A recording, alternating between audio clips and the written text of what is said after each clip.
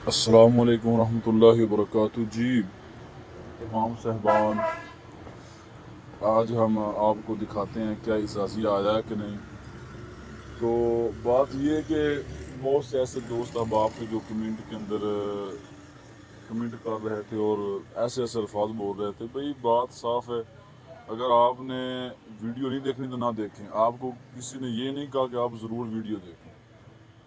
ये तो इमाम साहबान के लिए फ़ायदे के लिए, ताकि उनका जो सफ़र है और झूठी खबरों से बच सकें कि इजाज़िया आया कि नहीं आया, इसलिए वीडियो बनाते ताकि उनका फ़ायदा हो सके।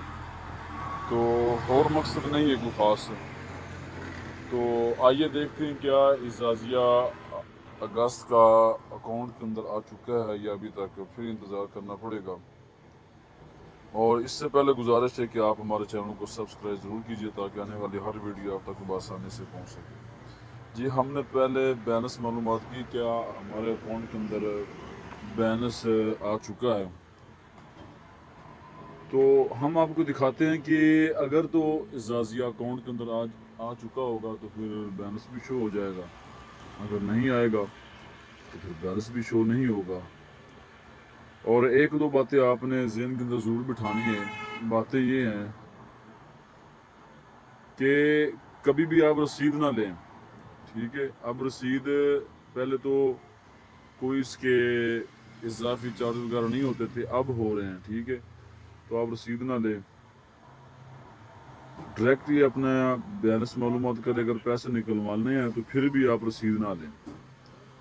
रसीद देंगे तो फिर आपको 24,000 ही निकलेगा, 25,000 नहीं निकलेगा।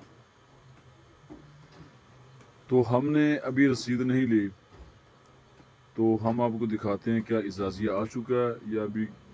जी तकलीफ के लिए माल रखवाना जी, अभी वो कह रहे हैं आपके अकाउंट के अंदर बैलेंस नहीं। जी अभी तक तो इंतज़ार ही करना पड़ेगा।